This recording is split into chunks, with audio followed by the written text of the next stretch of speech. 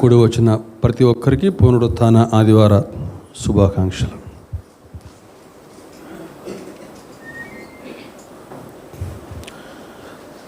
ప్రకటన గ్రంథం 2వ అధ్యాయము 10-11 వచనములు. ఇదిగో మీరు శోధింపబడినట్లు అపవాది మీలో కొందరిని చెరలో వేయింపబోచున్నాడు. 10 దినములు శ్రమ కలుగును, మరణం వరకు నమ్మకముగా ఉండుము. నేను నీకు జీవ కిరీటం ఇచ్చేదను. సంగములతో ఆత్మ చెప్పుచున్న మాట చెవిగలవాడు వినుగాక. జయించువాడు రెండవ మరణం వలన ఏ హానియు చెందడు. ప్రార్థన చేసుకుందామండి. మహాపరిశుద్ధుడా, కృపాభరితుడా, కనికర సంపూర్ణుడా, మా మంచి బోధకుడా, నీ పరిశుద్ధమైన పాదములకు వేలాదిగా వందనములు, స్తుతులు, స్తోత్రం అర్పిస్తూ ఉన్నాను.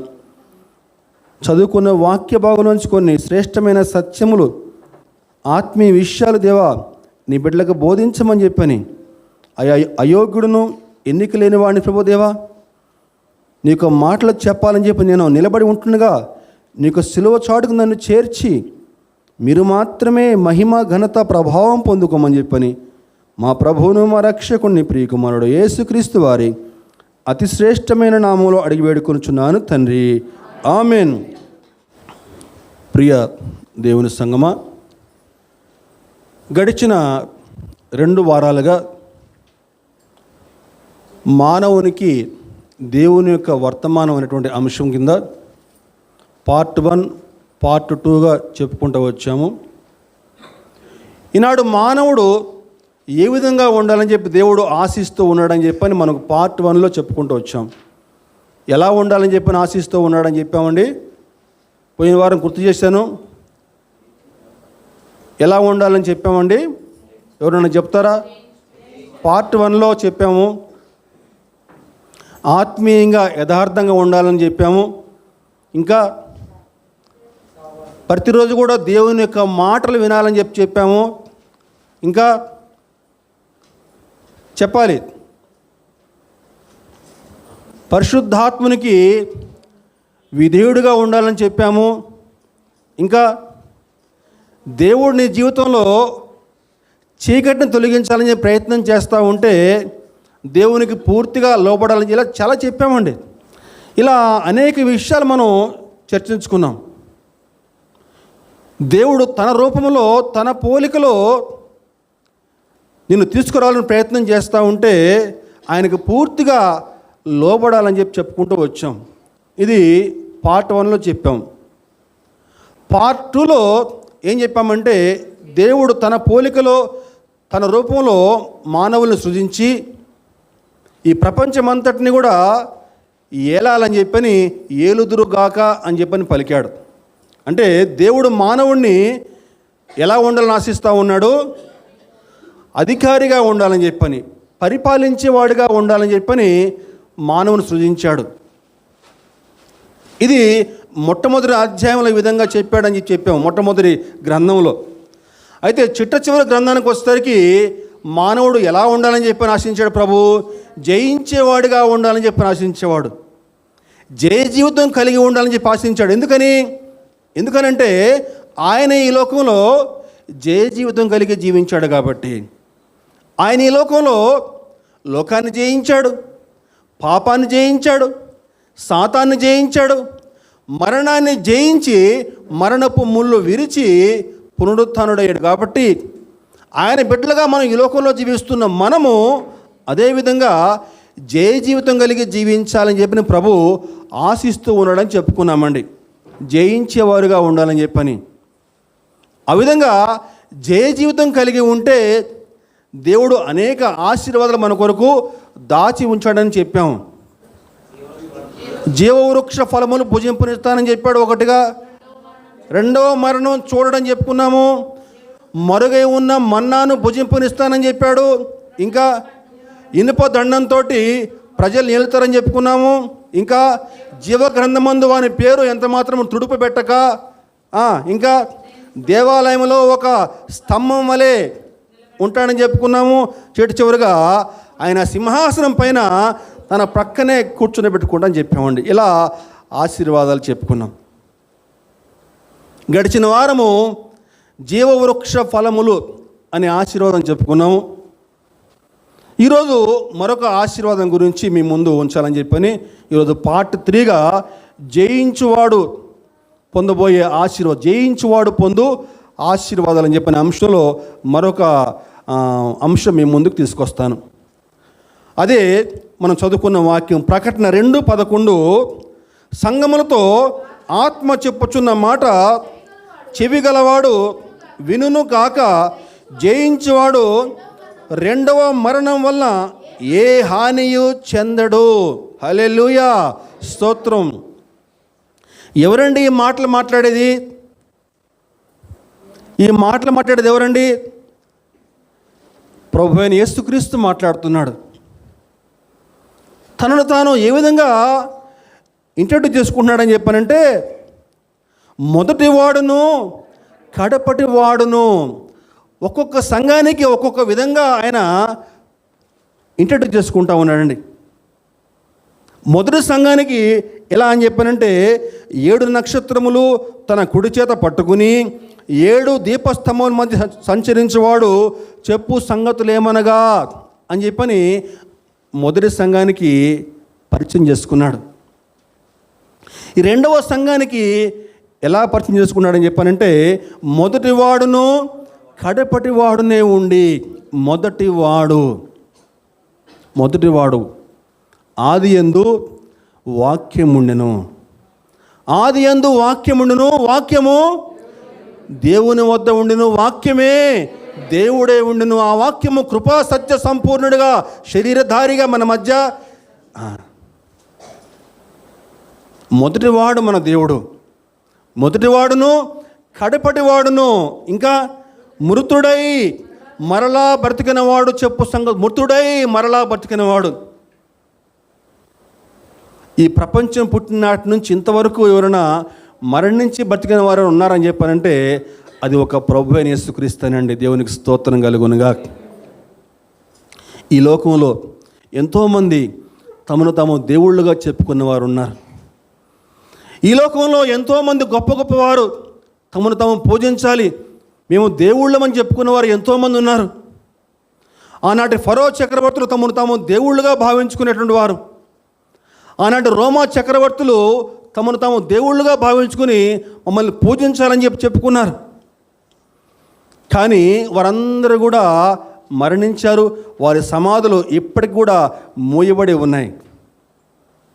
ఈ ప్రపంచంలో ఒకే ఒక్క సమాధి తెరవబడిందని చెప్పినది ప్రభువైన యేసుక్రీస్తు యొక్క సమాధేనండి. ఆ తెరవబడిన సమాధి ఈనాడు ప్రతి క్రైస్తవుని యొక్క నిరీక్షణ. ఆ ప్రభువు ఏ విధంగా చనిపోయి తిరిగి లేచాడో ఆయన విశ్వాసం వచ్చిన ప్రతి ఒక్కడు కూడా ఆ విధంగానే తిరిగి లెగుస్తాడు. దేవుని నామానికి మహిమ కలుగునుగాక. హల్లెలూయా. ఇంతకీ ప్రభు ఎవరితో మాట్లాడుతున్నాడు? ఎవరు మాట్లాడుతున్నారు చెప్పుకున్నాము. ఎవరితో మాట్లాడుతున్నాడు? యోహాను గారికి స్ముర్ణ అనేటువంటి సంఘానికి పత్రిక రాయమని చెప్తున్నాడండి. స్ముర్ణ అనేటువంటి సంఘపు పెద్దకి ఈ పత్రిక రాస్తా ఉన్నాడు. స్ముర్ణ ఏమంటున్నాడండి అక్కడ? నీ శ్రమను నీ దరిద్రతను నేను ఎరుగుదును, అయినను నీవు ధనవంతుడివే అని చెప్తున్నాడండి. గమనించాలండి, 7 సంఘాలకి ప్రభువు యోహాను గారికి పత్రికలు రాయమని చెప్పాడు. ఎఫెసు సంఘానికి, స్ముర్ణ సంఘానికి, పెర్గమ సంఘానికి, తుయతర సంఘానికి, సార్దీ సంఘానికి, లవోదికే సంఘానికి ఒక్కొక్క సంఘానికి పత్రిక రాస్తూ వచ్చాడు యోహాను గారు. ప్రభువు ఒక్కొక్క సంఘానికి పత్రిక రాయమని చెప్పని ఒక్కొక్క సంఘంలో కొన్ని మంచి మంచి విషయాలు ఎత్తి చూపి, ఇదిగో నీలో ఈ మంచి మంచి విషయాలు ఉన్నాయి, ఇగో నీలో ఈ మంచి మంచి విషయాలు లేవు, నీలో మార్చుకునే అంశాలు ఇవి ఉన్నాయి కాబట్టి ఈ అంశాలు మార్చుకోవాలి, నువ్వు మారు మనసు కలిగి జీవించు అని చెప్పని ఒక్కొక్క సంఘానికి హెచ్చరిస్తూ వచ్చాడు. ఒకే ఒక్క సంఘానికి ఎటువంటి మంచి విషయం కూడా చెప్పలేదు ప్రభు. ఆ సంఘాన్ని మొహమాటం లేకుండా తిరస్కరించాడు. నా నోట్లోంచి నిన్ను ఉమ్మివేస్తానని చెప్పాడు. ఏ సంఘం అది?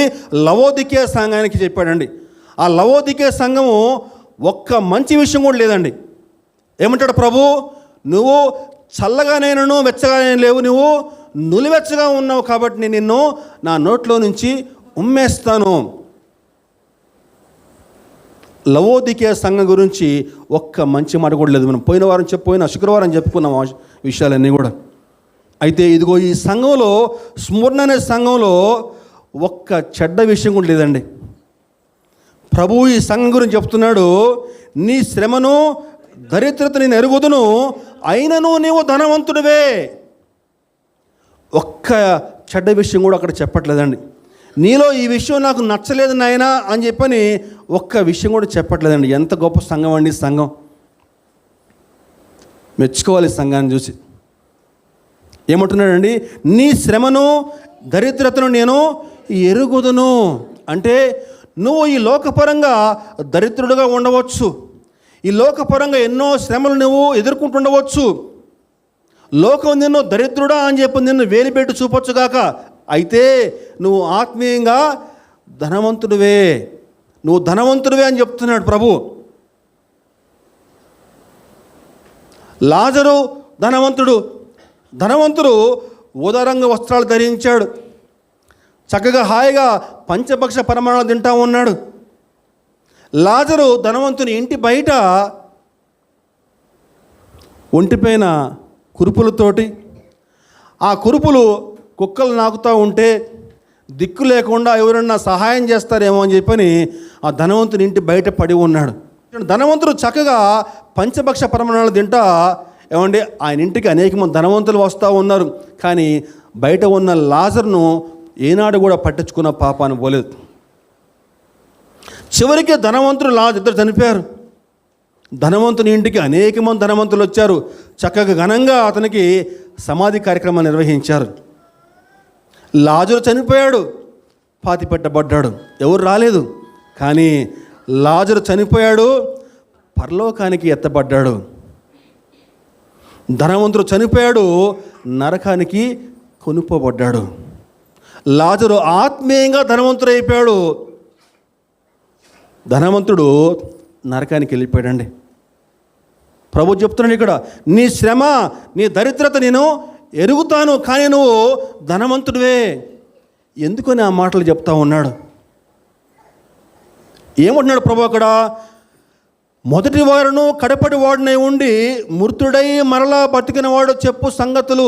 ఎందుకని ప్రభు ఆ విధంగా ఆ సంఘానికి చెప్పుకుంటా ఉన్నాడు అని చెప్పానంటే, ఆనాడు ఆ స్వర్ణ సంఘపు క్రైస్తవులు ఎన్నో హింసలు పడతా, ఎన్నో కష్టాలు పడుతూ, చుట్టుపక్కల యూదులు వాళ్ళని చంపేస్తూ ఉంటే, చనిపోయిన వారి గురించి వాళ్ళు దుఃఖపడతా బాధపడతా ఉంటే, ఇదిగో నేను మృతుడై తిరిగి లేచాను కాబట్టి నా మీద విశ్వాసం ఉంచి మీరు శ్రమల్లో నమ్మకంగా జీవిస్తే అదేవిధంగా మీరు కూడా తిరిగి లేపబడతారని చెప్పని వారికి భరోసా ఇస్తూ మాట్లాడుతున్న మాటలండి ఇవి. ప్రియ దేవుని సంగమా, శ్రమలు కష్టాలు మా కుటుంబాన్ని విడిచిపోవట్లేదు. శ్రమల గుండా కష్టాల గుండా వెళ్తూ ఉన్నాను, దేవునికి ప్రార్థన చేస్తూ ఉన్నాను, కానీ మా కుటుంబాల్లో శ్రమలు కష్టాలు తొలగిపోవట్లేదు. నమ్మకంగా జీవిస్తున్నానే, యథార్థంగా జీవిస్తూ ఉన్నానే, అయినా సరే ఈ శ్రమలు కష్టాలు మా కుటుంబాన్ని విడిచిపోవట్లేదు అని దుఃఖపడుతున్నావా? ప్రభువు మాట్లాడుతూ ఉన్నాడు, నీ శ్రమ దరిద్రత నేను ఎరుగుదును, నువ్వు ధనవంతుడివే అని ప్రభువు మనకందరికీ చక్కని భరోసా ఇస్తూ ఉన్నాడండి. దేవునికి స్తోత్రం కలుగునుగాక. హల్లెలూయా. ఎందుకని ప్రభువు ఆ మాటల వారితో మాట్లాడుతున్నాడు? ఇంతకు అసలు ఆ సంఘము ఎక్కడుంది? ఇప్పుడు ఆ సంఘం ఉందా? అని మనం గమనించగలిగితే ఆ స్ముర్ణ అనే సంఘం ప్రస్తుతము టర్కీ అనే ప్రాంతంలో ఇజ్మీర్ అనేటువంటి పట్టణంలో ఉందండి. ఇజ్మీర్, ప్రస్తుతం దాన్ని ఇజ్మీర్ అని చెప్పని పిలుస్తూ ఉన్నారు అక్కడ స్ముర్నాని ప్రస్తుతం. ఆ పట్టణం ఏంటని చెప్పంటే టర్కీ అనేటువంటి దేశంలో 3వ అతి ప్రాముఖ్యమైనటువంటి పట్టణం అన్నమాట. సముద్రపు ఒడ్డున ఆ పట్టణం ఉంటా ఉంది. సముద్రపు ఒడ్డున ఆ పట్టణం ఉంది కాబట్టి గొప్ప వ్యాపారాత్మక కేంద్రంగా ఆ పట్టణం ఉంటా ఉందండి. సముద్రపు ఒడ్డున అని చెప్పంటే అనేక వ్యాపార కేంద్రాలు అక్కడ ఆ ప్రాంతంలో ఉంటాయి. ఆ ప్రాంతం ఉన్నటువంటి వ్యక్తులు గొప్ప ధనవంతులుగా ఉన్నారు. అక్కడ జీవించేటువంటి యూదులు ఎంత ధనవంతులయ్యా అని చెప్పానంటే ప్రతి సంవత్సరం కూడా ఆ పట్టణం యొక్క క్షేమం కోసం, ఆ పట్టణం యొక్క అభివృద్ధి కోసము ఎవ్రీ ఇయర్ కూడా వాళ్ళు 10,000 వెండి నాణ్యాలు బహుమానంగా ఇచ్చేవాళ్ళట. 10,000 వెండి నాణ్యాలండి ఎవ్రీ ఇయర్ కూడా. దాన్ని బట్టి వారు ఎంత ధనవంతులుగా ఉండేవారో ఊహించుకోవచ్చు. అయితే వారు పేరుకైతే యూదులుగా ఉన్నారు కానీ దేవుని పట్ల ఏమాత్రం కూడా భక్తి లేదు, దేవుని పట్ల ఏమాత్రం కూడా భయం లేదు. పేరుకైతే యూదులుగా ఉన్నారు కానీ దేవుని యొక్క ఆజ్ఞలో ఏమాత్రం కూడా పాటించేవారు కాదండి. ఏదో నామకే వాస్తే సమాజ మందిరానికి వెళ్ళేవాళ్ళు వచ్చేవాళ్ళు కానీ దేవుని పట్ల ఏమాత్రం కూడా భయభక్తులు కలిగి ఉండేవాళ్ళు కాదు. పౌలు గారు రోమీలకి ఒక ఉత్తరం రాస్తా రోమపత్రికలో ఒక చక్కని మాట ఉందండి. రోమపత్రిక 2వ అధ్యాయము 28-29 చూసినట్టయితే రోమపత్రిక 2:28-29 బాహ్యమునకు యూదుడైన వాడు యూదుడు కాడు, శరీరమందు బాహ్యమైన సున్నతి కాదు, అయితే అంతరంగమందు యూదుడైన వాడే యూదుడు, మరియు సున్నతి హృదయ సంబంధమైనది, ఆత్మయందు జరుగునదే కానీ అక్షరం వలన కలుగునది కాదు. అట్టి వానికి మెప్పు మనుష్యుల వలన కలగదు, దేవుని వలనే కలుగును. దాని అర్థం ఏంటని చెప్పానంటే గమనించాలండి. అందరి ముందు భక్తి పరులు నటించడం కాదు. నీకు హృదయం లోపల దేవుని పట్ల భక్తి విశ్వాసం లేకుండా నువ్వు పైకి భక్తి పరులు నటిస్తే దానివల్ల ఉపయోగం ఏమాత్రం లేదు అని చెప్పంటాడు పౌలు గారు. అంటే బాహ్యమైన సున్నతి కాదు కానీ ఎలాంటి సున్నతి ఉండాలట? అంతరంగ సున్నతి ఉండాలి. అంటే అంతరంగంగా నీవు దేవుని పట్ల భక్తి కలిగి జీవించాలి. అంతరంగంగా భక్తి లేకుండా నీకు నీ హృదయం లోపల దేవుని పట్ల విశ్వాసం లేకుండా ఏదో పైకి షో చేస్తే ఏం లాభం? దానివల్ల ఎటువంటి లాభం లేదని చెప్పని ఆ యూదులు ఆనాడు ఎలా జీవించారని చెప్పానంటే ఏదో భక్తిపరులాగా వాళ్ళు జీవించేవాళ్ళు కానీ లోపల దేవుడు అంటే ఏమాత్రం కూడా భయభక్తులు కలిగి జీవించేవాళ్ళు కాదనమాట. ఇంకా ఆనాటి యూదులు ఎంత భయంకరంగా జీవించారని చెప్పానంటే క్రైస్తవుల్ని, స్ముర్ణ సంఘపు క్రైస్తవుల్ని అనేక హింసలు గురి చేశారండి. ఒక్కొక్క విషయం మనం చదువుతూ ఉంటే మన కళ్ళలో నీళ్ళు వచ్చేస్తాయి. ఎంత భయంకరంగా హింసించారని చెప్పారంటే క్రైస్తవులు అన్న కారణం చేత వారికి ప్రభుత్వ ఉద్యోగాలు రాకుండా చేసేవారట. వారిని ఎవరు కూడా పనుల్లో పెట్టుకునే వాళ్ళు కాదట క్రైస్తవుల్ని. కారణం ఏంటని చెప్పంటే యూదులు మీరు దేవుణ్ణి నమ్ముకున్నారు కదా, మీరు యేసుక్రీస్తుని నమ్ముకున్నారు కదా అని చెప్పని వాళ్ళకి ఉద్యోగాలు రాకుండా ఎవరు కూడా వాళ్ళని పనుల్లో పెట్టుకోవద్దని చెప్పని అలా వాళ్ళని విలేచినట్టు చూసేవాళ్ళట. ఆ కారణం చేత వాళ్ళ చేతిలో సరిగా డబ్బులు లేక కుటుంబ పోషణ సరిగా జరగక ఇగో దరిద్రులుగా జీవించేటువంటి వాళ్ళు ఆనాటి స్ముర్ణ సంఘపు క్రైస్తవులండి. ఇంకా భయంకరం ఏంటని చెప్పానంటే మీరు క్రైస్తవులు నరమాంసం తింటారని చెప్పని వారిని భయంకరంగా వేధించేవారట. ఎందుకని చెప్పంటే మనం ప్రతి నెల కూడా మొట్టమొదటి ఆదివారము ప్రభు యొక్క శరీరానికి సాదృశ్యంగా రొట్టె అలాగే రక్తమునకు సాదృశ్యంగా ద్రాక్షరసం తీసుకుంటాం. కాబట్టి మీరు ప్రభు యొక్క శరీరం తింటారు, మీరు రక్తం తాగుతారు మీరు, కాబట్టి మీరు నరమాంసం తింటారని చెప్పని వారిని అవమానాలకు గురి చేసి అనేక హింసలు గురి చేసేవారండి. మన ప్రభువు ఏం చెప్పాడండి? మత్తయి సువార్త కానీ, మార్కు సువార్త కానీ, లూకా సువార్త కానీ, ఆ యొక్క సువార్తలుగా మనం గమనిస్తే ప్రభువు మత్తయి సువార్తలో ఏం చెప్పాడని చెప్పానంటే, మత్తయి సువార్త 26వ అధ్యాయము 26, 27, 28 మనం చూసినట్లయితే, వారు భోజనము చేయుచుండగా యేసు ఒక రొట్టె పట్టుకుని దానిని ఆశీర్వదించి విరిచి తన శిష్యులకు ఇచ్చి, మీరు తీసుకొని తినుడి, ఇది నా శరీరమని చెప్పెను. మరియు ఆయన గిన్నె పట్టుకుని కృతజ్ఞతాస్తుతులు చెల్లించి వారికిచ్చి, దీనిలోనిది మీరందరూ త్రాగుడి, ఇది నా రక్తము, అనగా పాప క్షమాపణ నిమిత్తము అనేకుల కొరకు చిందించబడుచున్న నిబంధన రక్తం అని చెప్పని ఆనాడు ప్రభు ఆ యొక్క రొట్టెను, ఆ యొక్క ద్రాక్షరసం ఇచ్చి, ఇది నా శరీరం అని చెప్పనుకొని మీరు తినండి, ఇది నా రక్తం అనుకుని త్రాగండి అని చెప్పని ప్రభువు స్పష్టంగా చెప్పాడండి. దీనిని మీరు చేయనప్పుడల్లా నన్ను జ్ఞాపకం చేసుకోవడానికి దీనిని చేయుడి అని చెప్పని ప్రభువు స్పష్టంగా చెప్పాడు. ఆనాటి నుంచి క్రైస్తవులైన మనందరం కూడా అదేవిధంగా ప్రతి నెల కూడా మనం ప్రభు బలిలో మనం చేయవేస్తూ వచ్చామండి. ఆనాడు ఆ కారణం చేత పట్టుకుని క్రైస్తవుల్ని మీరు నరమాంసం తింటారని చెప్పని వాళ్ళు హింసలు గురి చేశారు.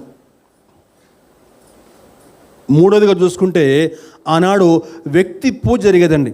వ్యక్తి పూజ అని చెప్పానంటే, రోమా చక్రవర్తుల్ని దేవుళ్ళుగా భావించి వాళ్ళ యొక్క విగ్రహాలకి ఖచ్చితంగా మొక్కాలి. అనేక చోట్ల విగ్రహాలు పెట్టేవాళ్ళు.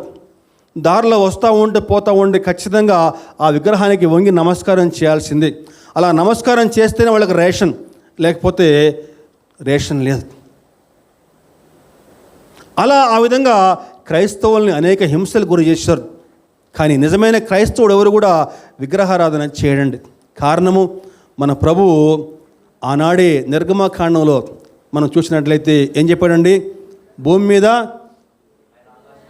పైన ఆకాశం అందే కానీ, చూద్దాము ఒకసారి మాట నిర్గమకాండము 24, నిర్గమకాండం 20 అధ్యాయము 4వ వచనం, పైన ఆకాశం అందే కానీ, క్రింద భూమి ఎందే కానీ, భూమి కింద నీళ్ల ఎందే కానీ ఉండు దేని రూపమునైనను విగ్రహమునైనను నీవు చేసుకొనకూడదు, వాటికి సాగిల పడకూడదు, వాటిని పూజింపకూడదు. ప్రభువు స్పష్టమైన ఆజ్ఞ ఇచ్చాడండి. ప్రియ దేవుని సంగమా, జాగ్రత్తగా అర్థం చేసుకుందామండి. ఏ విగ్రహమైనా సరే, అది యేసు ప్రభు విగ్రహం కావచ్చు, మరియమ్మ విగ్రహం కావచ్చు, సిలువ కూడా కావచ్చండి, దేనికి కూడా నువ్వు మొక్కటానికి లేదు. దేవుడు ఆత్మ గనక ఆయనను ఆరాధించేవారు ఆత్మతోనూ సత్యముతోనూ ఆరాధించాలి.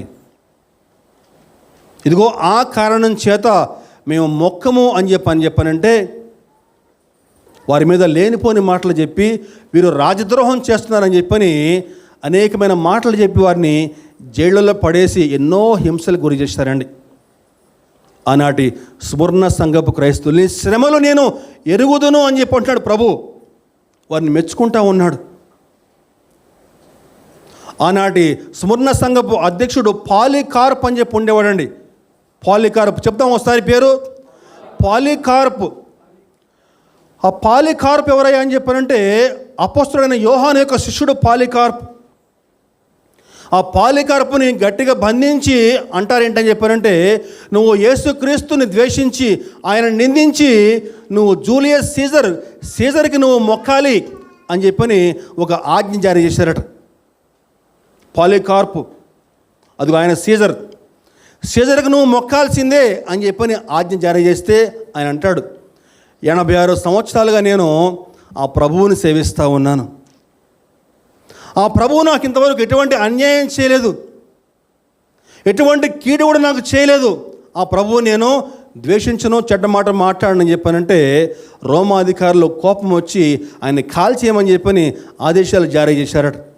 ఆయన గట్టిగా బంధించి కింద నుంచి మంట పెడితే ఆశ్చర్యంగా ఆ మంటలు ఆయన అంటుకోకుండా ఒక ఆర్చిలాగా వచ్చినట్టు చుట్టూ ఇట్లా. అలా ఆర్చిలాగా వచ్చేసరికి అందరూ ఆశ్చర్యపోయారటండి. ఆశ్చర్యపోతే వెంటనే అధికారులు అంటారట, ఒక సైనికుడిని పిలిచి కత్తి తీసుకుని పొడి చేసి అని చెప్పానంటే పొడి చంపారటండి. ఆయన చనిపోయాడు కానీ మరణం వరకు కూడా నమ్మకంగా జీవించాడండి. దేవునికి స్తోత్రం, హల్లెలూయా. అదిగో అటువంటి శ్రమలు, అటువంటి హింసలు ఆనాడు ఈ స్మరణ సంఘపు క్రైస్తవులు దేవుని కొరకు భరించారు, విశ్వాసం కలిగి జీవించారండి. ఏమంటాడు ప్రభు, నీ శ్రమ దరిద్రత నేను ఎరుగుదును, అయినను నీవు ధనవంతుడివే. ఎంత గొప్ప మాట అండి, ఎంత నమ్మకంగా జీవించారు దేవుని పట్ల. తర్వాత మాట మనం చూస్తే, తాము యూదులమని చెప్పుకొనుచు యూదులు కాక సాతాను సమాజపు వారి వల్ల నీకు కలుగు దూషణ నేను ఎరుగుదును, నీవు పొందబో శ్రమలకు భయపడకము. సాతాను సమాజపు వారు అంటున్నాడు. ఎవరిని అంటున్నాడని చెప్పారంటే ఇదిగో యూదులను అంటున్నాడండి.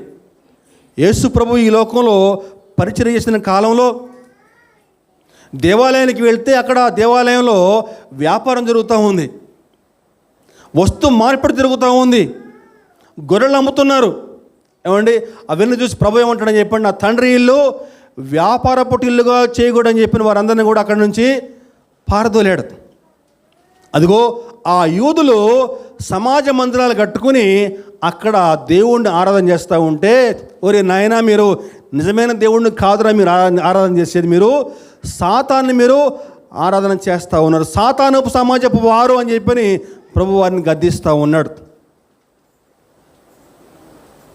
మన ప్రభు పై రూపాన్ని చూసేవాడు కాదండి, అంతరంగాన్ని చూసేటువంటి వాడు. సాతానుపు సమాజపు వారి వల్ల నీకు అనేకమైన శ్రమలు కలుగుతాయి, అన్నీ నాకు తెలుసు అని చెప్తున్నాడు. ఇంకొంచెం ఒక్క వచనం ముందుకెళ్తే, ఇదిగో మీరు శోధించబడినట్లు అపవాది మీలో కొందరిని చెరలో వేయించబోచున్నాడు, 10 దినములు శ్రమ కలుగును, మరణం వరకు నమ్మకంగా ఉండము, నేను నీకు జీవ కిరీటం ఇచ్చేదను. ఆ వాక్యానికి అర్థం ఏంటని చెప్పంటే, క్రీస్తు శకము 303 నుంచి 311 వరకు డయోక్లీషియన్ అని చెప్పిన చక్రవర్తి పరిపాలించేవాడు. ఆ చక్రవర్తి కాలంలో క్రైస్తవులకి మహాహింసలు జరిగినాయండి. మహాహింసలు, దాన్ని ఏమంటారంటే ఇంగ్లీష్లో ద గ్రేట్ పర్సిక్యూషన్ అని చెప్పి అంటారు. ద గ్రేట్ పర్సిక్యూషన్ అంటే మహాహింస అండి.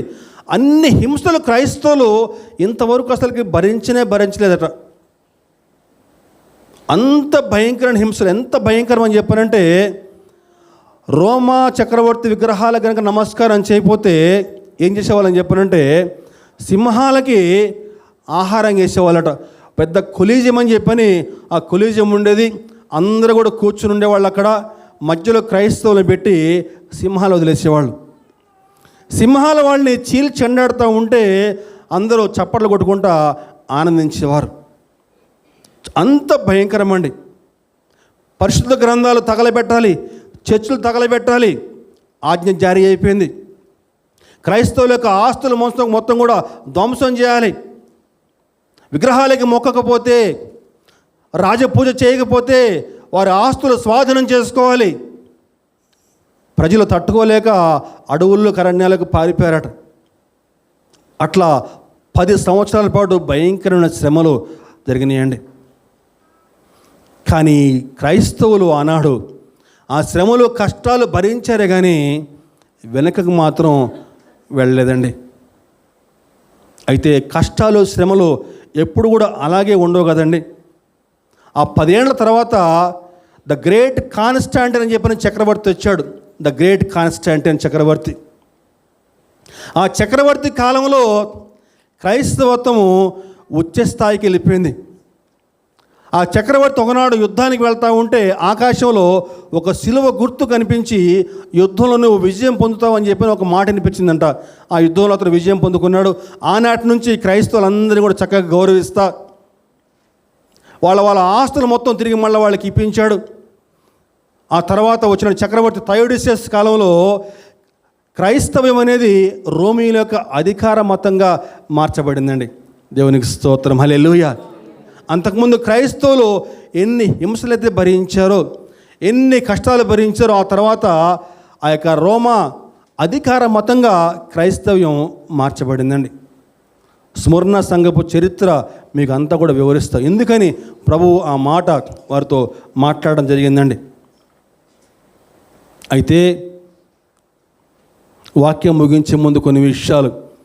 అపవాది మీలో కొందరిని చెరలో వేయించబోతున్నాడు అనే మాట మనం చూసుకుంటే, ఆనాడు స్మరణ సంఘానికి ప్రభువు ఏ విధంగా హెచ్చరించాడో, ఇదిగో ఈనాడు కూడా అదే మాట మనకందరికీ కూడా చెప్తా ఉన్నాడు.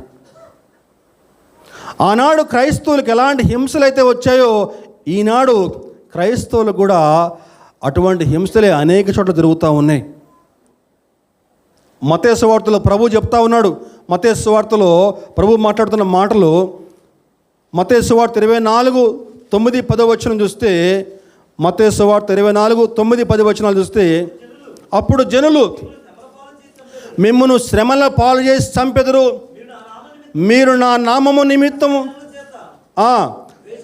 సకల జనముల చేత ద్వేషింపబడుదురు, అనేకులు అభ్యంతరపడి ఒకరినొకడు అప్పగించి ఒకరినొకడు ద్వేషింతురు. అదండి, నా నామము నిమిత్తమై సకల జనులు. గమనించాలండి, ఎవరండి అప్పచెప్పేది? ఎవరో బయట అన్యులు నిన్ను అప్పచెప్పారండి. నీ తోటి క్రైస్తవులే నిన్ను న్యాయసభకి ఈడ్చుకెళ్తారు. నీ తోటి క్రైస్తవులే నీ మీద లేనిపోని మాట అధికారులు చెప్పి, ఎందుకని చెప్పంటే వీడు మంచి మార్కులు కొట్టేయాలి కదా అని చెప్పని నీ తోటి క్రైస్తవులే నీ మీద లేనిపోని మాటలు చెప్పి నిన్ను న్యాయసభకి ఈడ్చుకెళ్తారు. కారణం ఏంటని చెప్పంటే, సాక్షాత్తు యేసుక్రీస్తుని ఆనాడు మతాధికారులే ఆయన్ని బంధించి న్యాయసభకు లాక్కెళ్ళారు, కోర్టుకి తీసుకెళ్లారు. ఆ విషయం మనం మర్చిపోకూడదండి. రాబోయే రోజుల్లో అటువంటి పరిస్థితులు తలెత్తబోతూ ఉన్నాయి.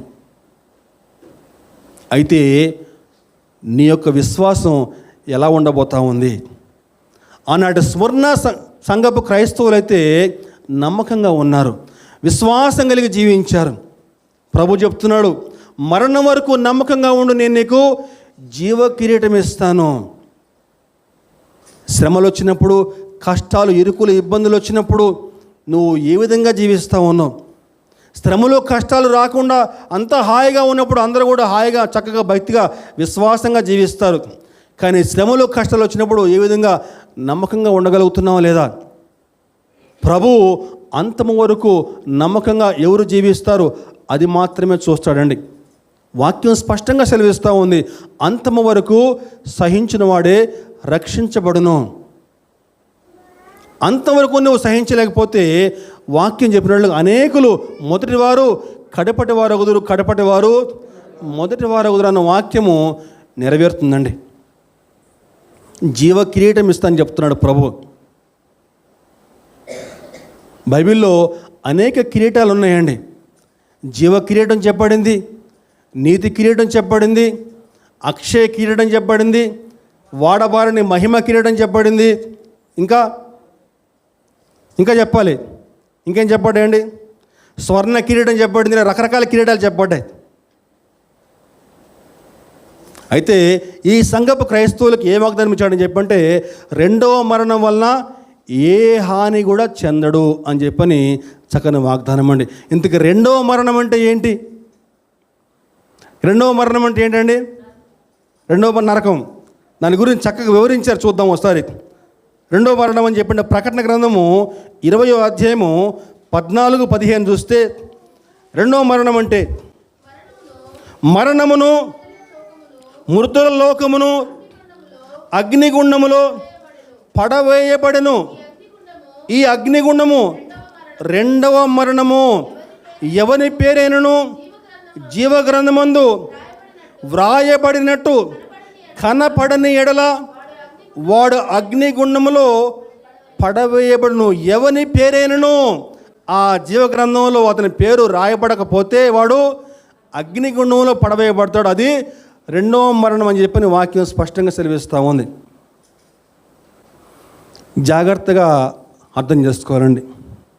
యేసు ప్రభు యొక్క రెండవ రాకడలో ఎవరైతే ఆ ముద్ర యొక్క ప్రతిమ, ఆ యొక్క సంఖ్య 666 అనేటువంటి సంఖ్య ఎవరైతే నుదుటి మీద చేతి మీద వేసుకోకుండా ఉంటారో, యేసుక్రీస్తు రక్తంలో ఎవరైతే తమ పాపాలు కడుక్కుని యథార్థంగా నమ్మకంగా జీవిస్తారో, యేసుక్రీస్తు కొరకు ఎవరైతే హతసాక్షులు అవుతారో వారందరూ కూడా ఒక్కసారిగా మహిమ శరీరం ధరించుకొని మధ్యాకాశానికి ఎత్తబడతారు. ఎవరైతే ఆ ప్రతిమ యొక్క ముద్ర 66 అనే సంఖ్య 666 అనే సంఖ్య తన చేతి మీద నుదుటి మీద వేసుకుంటారో, ఎవరైతే యేసుక్రీస్తు రక్తం తమ పాపాలు కడుక్కోకుండా ఉంటారో, ఇంకా ప్రకటన 21లో చెప్పబడిన విధంగా 21:8లో చెప్పబడిన విధంగా ప్రకటన 21:8లో చెప్పబడిన విధంగా పిరికివారును అవిశ్వాసులను విగ్రహారాధికులను అసహ్యులను నరహంతకులు వ్యభిచారులు మాంత్రికులు విగ్రహారాధికులు అబద్ధికులందరూ అగ్ని గంధకములతో మండు గుండములో పాలు పొందుదురు. ఇది రెండవ మరణం.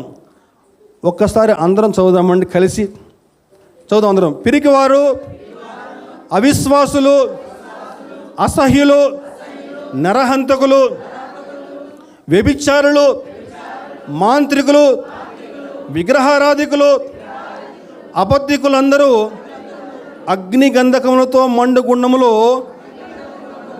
పాలు పొందుదురు. ఇది రెండవ మరణము. నన్ను తిట్టుకోవద్దండి, బైబిల్లో ఏముందో చెప్తున్నా అంతే.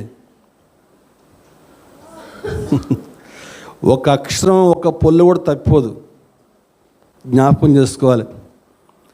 ఈరోజు అనేక మంది క్రైస్తవులు నమ్మకంగా జీవించలేకపోతున్నారు, అవిశ్వాసులుగా జీవిస్తూ ఉన్నారు, మంత్రతంత్రాలు చేస్తూ ఉన్నారు. కొంతమంది జాగ్రత్తగా గమనించాలండి. వ్యభిచారులుగా జీవిస్తూ ఉన్నారు. నోరు తెరిస్తే అబద్ధాలు, అబద్ధాలతో జీవితాలు గడిపేస్తున్నారు కొంతమంది. అయితే దేవుడు స్పష్టంగా చెప్తున్నాడు అని, ఇదిగో వారందరూ కూడా మండు అగ్నిగుండంలో పడవేయబడతారు. ఇది రెండవ మరణం. కానీ ఎవరైతే నమ్మకంగా జీవిస్తారో, విశ్వాసంగా జీవిస్తారో, శోధనకు తట్టుకుని నిలబడతారో, అంతము వరకు ఎవరైతే సహిస్తారో వారందరికి కూడా జీవ కిరీటం ఇస్తానని వాగ్దానం ఇస్తూ రెండవ మరణం వల్ల ఏ హాని కూడా పొందరు. అనేక కిరీటాలు చెప్పబడ్డాయి. అక్షయ కిరీటం చెప్పబడింది, మహిమ కిరీటం చెప్పబడింది, ఇంకా స్వర్ణ కిరీటం చెప్పబడింది. ఇలా రకరకాల కిరీటాలు చెప్పబడ్డాయండి. అయితే ఒక కిరీటం గురించి చెప్తాను. అక్షయ కిరీటం అని చెప్పినటువంటి మాట, ఒక మాట చెప్పి ముగిస్తాను. అక్షయ కిరీటం. పౌలు గారు కొరింథీయులకి పత్రిక రాస్తా, 1 కొరింథీ 9వ అధ్యాయము 25లో 9:25లో మరియు పందెమందు పోరాడు ప్రతివాడు అన్ని విషయములందు మితముగా ఉండును, వారు క్షయమగు కిరీటమును పొందుటకు మనమైతే అక్షయమగు కిరీటమును పొందుకున్నటకు మితముగా ఉన్నాము. చాలా మంచి మాటలు ఉన్నాయండి. ఆ రోజుల్లో మనకి రోమా జనరల్స్కి, చక్రవర్తులకి యుద్ధంలో ఎవరైతే గెలుపొందుతారో వారికి లారెల్ అనే ఆకులతోటి ఒక కిరీటాన్ని బహుకరించేవారు. లారెల్ అని చెప్పంటే అదిగో అవి లారెల్ క్రౌన్. ఆ లారెల్ అనే ఆకులతో ఒక చక్కని కిరీటాన్ని బహుకరించేవారు అన్నమాట. ఆ కిరీటం కనుక వాళ్ళు ధరిస్తే ఏంటని చెప్పారంటే అది ఎంతో గొప్ప గౌరవంగా వాళ్ళు భావించేవారు. ఆనాటి రోజుల్లో దైవ సమానులుగా వాళ్ళు భావించేవాళ్ళు. వాళ్ళు అంత గొప్ప కిరీటం అని చెప్పని భావించేవాళ్ళు అన్నమాట. ఇది ఆకులతో చేసిన కిరీటం ధరిస్తే. అలాగే కొంతమంది క్రీడాకారులకు కూడా ఆటల్లో గెలిపొందితే ఒలివ ఆకులతో కిరీటాన్ని పెట్టేటువంటి వాళ్ళు అన్నమాట. ఒలివ ఆకులతో కిరీటాన్ని. ఇటువంటి కిరీటాలు ఆనాడు ప్రజలకు ధరింపజేసేవాళ్ళు. వాళ్ళు దాన్ని ఎంతో గొప్పగా భావించేవాళ్ళు. ఎందుకని చెప్పంటే అనేక మంది, వేలాది మంది చూస్తూ ఉన్నారు కదా అని చెప్పని. అయితే పౌలు గారు చెప్తారు, అయ్యా ఆ కిరీటాలన్నీ కూడా ఒకనాటికి వాడిపోయేవే, అవి వాడకుండా ఉండే కావు. ఆ కిరీటాలు ఒకనాడు వాడిపోయేవే, నశించిపోయేవే ఆ కిరీటాలన్నీ కూడా. అంటే ఈ లోకపు బహుమానాలు కానీ, ఈ లోకపు గౌరవాలన్నీ కూడా ఒకనాడు అన్నీ కూడా నశించిపోయేవే. ఈ లోక బహుమానం, ఈ లోక గౌరవము, ఏమండి, ఈ లోకం ఇచ్చేటువంటి కిరీటము, ఇవేమీ కూడా మనకు అక్కర్లేదు. కానీ వాడబారిన కిరీటము, ఆ మహిమ కిరీటము, ఆ అక్షయ కిరీటము ప్రభు మనకి ఇవ్వబోతూ ఉన్నాడు.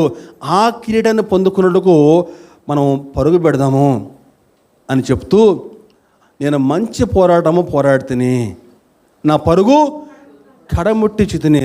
నేనైతే మంచి పోరాటం పోరాడాను నాయన, తిమోతి మంచి పోరాటం పోరాడు నాయన అని చెప్పని పౌలు గారు తిమోతికి పత్రిక రాస్తూ ఉన్నాడండి. మంచి పోరాటం పోరాడు అని చెప్పని. దేని కొరకు పోరాడాలి?